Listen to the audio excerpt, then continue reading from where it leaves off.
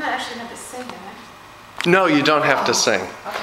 So welcome to this game, and I've made this game, and the idea is that you'll each put on the headphones, and there is a stepper motor here with a flag on it. In the headphones, we'll play a tone, and depending on how well you match the tone, it will move the flag in your direction.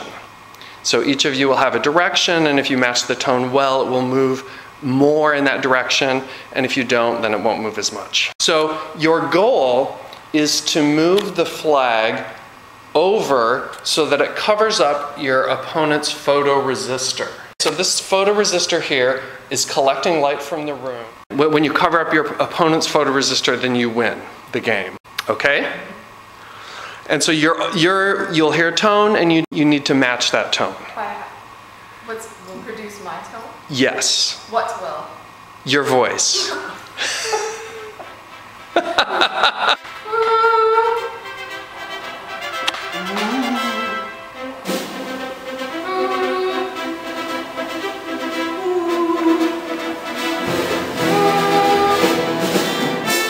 Oh, wow.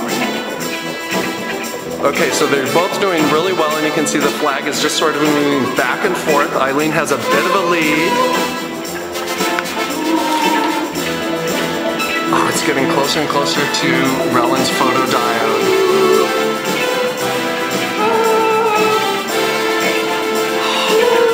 The tension is palpable. And that's the end of the game. The photodiode was covered, and Eileen is the winner!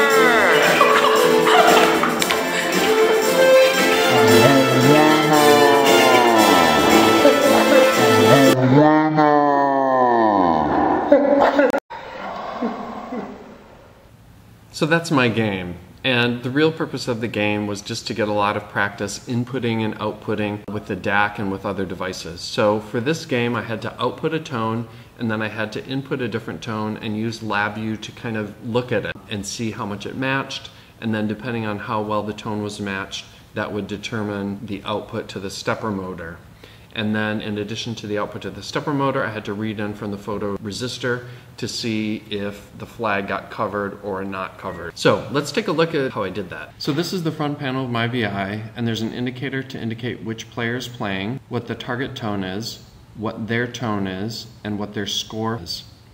It also graphs their voice, and I have a control here so I can control how fast the arm moves. I also wanted to control how much time there was in between tones.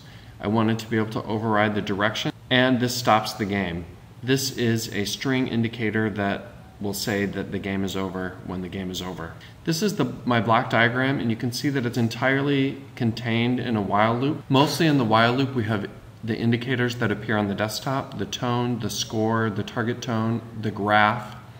In addition, there are two sub-VIs that I created, one for sound matching and one for the stepper control. In addition, there are a number of controls, so the direction override, and the speed of the arm and the time between tones. Those are all controls that appear on the desktop. Now let's take a look at the sub-VIs themselves. If I double-click on sound matching, it will open up the front panel of that sub-VI, and then Control E is the hotkey to look at the block diagram.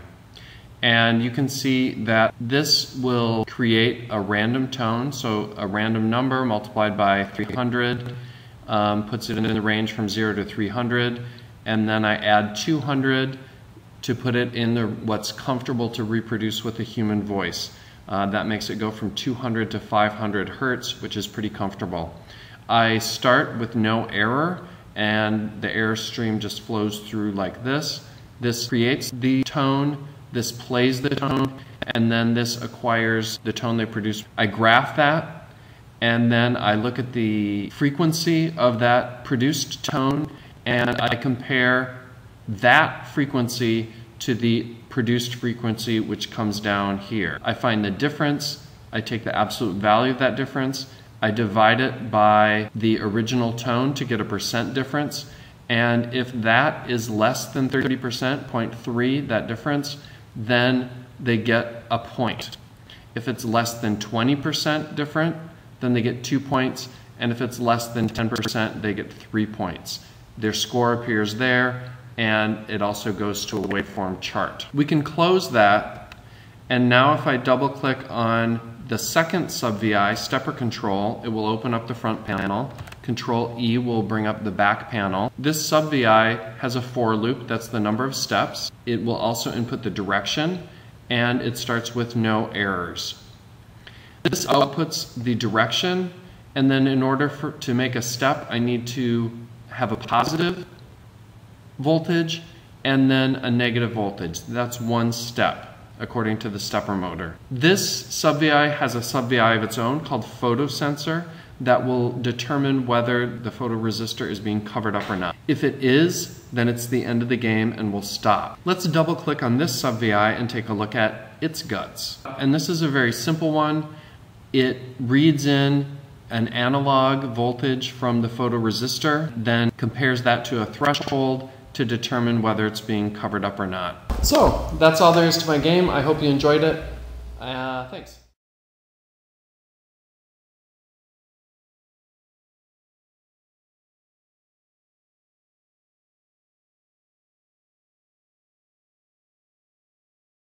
Is the winner!